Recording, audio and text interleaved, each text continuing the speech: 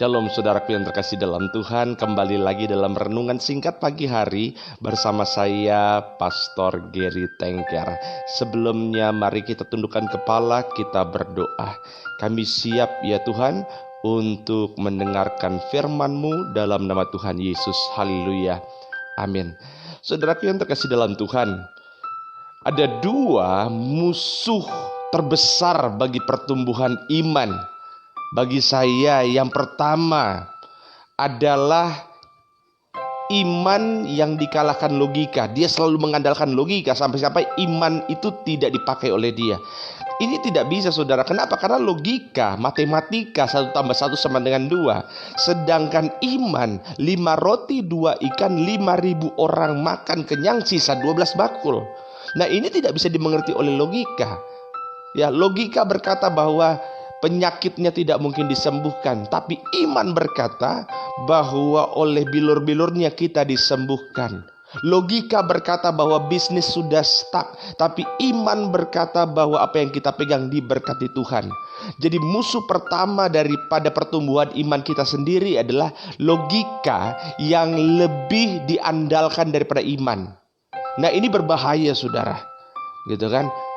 Yang kedua, musuh terbesar daripada iman adalah iman yang sama sekali tidak menggunakan logika. Ulang-ulang ya. Yang pertama iman ya yang dikalahkan logika, jadi dia mengandalkan logika secara berlebihan. Tapi yang kedua yang sama berbahayanya adalah iman tapi tanpa logika. Nangkep saudara ya.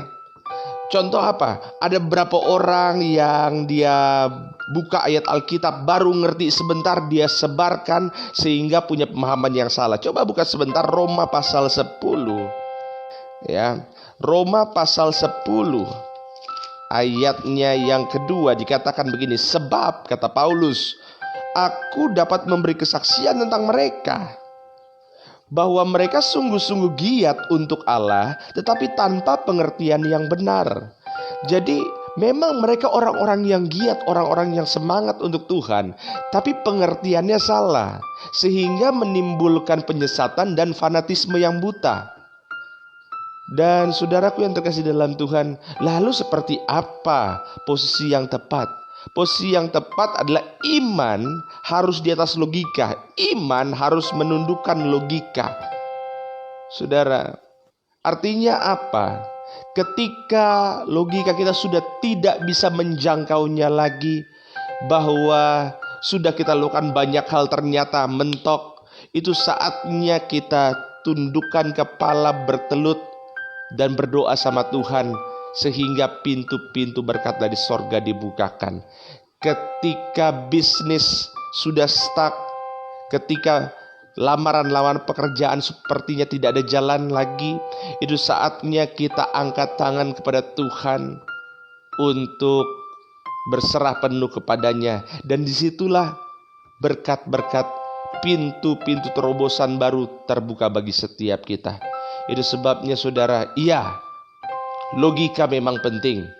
Kadang-kadang memang logika itu yang membuat kita berpikir secara logis.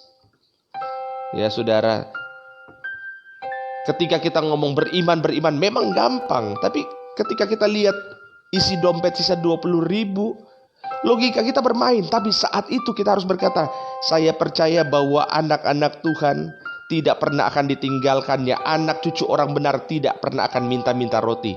Ketika logika kita sudah mulai menguasai dengan mengirimkan signal-signal ketakutan, ketika logika sudah mulai berpikir untuk mengirimkan signal-signal kekhawatiran, disitulah kita perkatakan iman, proklamasikan iman kita. Saya nggak bilang ketika saudara proklamasikan iman, masalah itu langsung hilang semuanya.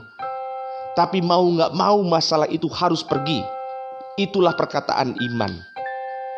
Ya saudara, sama seperti Bung Karno ketika dia proklamasikan bangsa Indonesia, dengan ini menyatakan kemerdekaannya, ya, hal-hal yang menyangkut pemindahan kekuasaan dan lain-lain akan diselesaikan dengan cara seksama dan dalam tempo waktu yang sesingkat-singkatnya. Saya mau tanya saudara, waktu Bung Karno proklamasi, apakah Belanda langsung pergi? Enggak. Apakah penjajah langsung pergi semua? Enggak. Ya, buktinya masih ada tentara Inggris lagi datang. Tapi mau nggak mau mereka harus pergi semua. Kenapa? Kita sudah proklamasi. Ketika saudara berkata, ya, ketika mengangkat tubuh darah Yesus, kami tolak sakit penyakit, kami diberkati apa yang kami yang diberkati. Saya mau bilang masalahnya mungkin nggak langsung keluar. Batuk-batuknya mungkin masih ada, pileknya mungkin masih ada. Tapi mau nggak mau mereka harus keluar. Kenapa? Sudah proklamasi kesembuhan. Kita sudah proklamasi pencurahan berkat. Tapi Pak, masih ada batuk pilek. Saya percaya hal-hal yang menyangkut batuk, pilek, demam, Tuhan akan selesaikan dengan cara seksama dalam tempo waktu yang sesingkat-singkatnya. Haleluya, segala kemuliaan milik Tuhan Yesus. Maka doaku ya Tuhan, setiap pembelajar yang menonton video ini bertumbuh terus dalam iman, dalam pengenalan yang benar. Biar berkat-berkat Tuhan tercurah dalam nama Tuhan Yesus. Haleluya. Amin. Tuhan Yesus memberkati. Selamat pagi.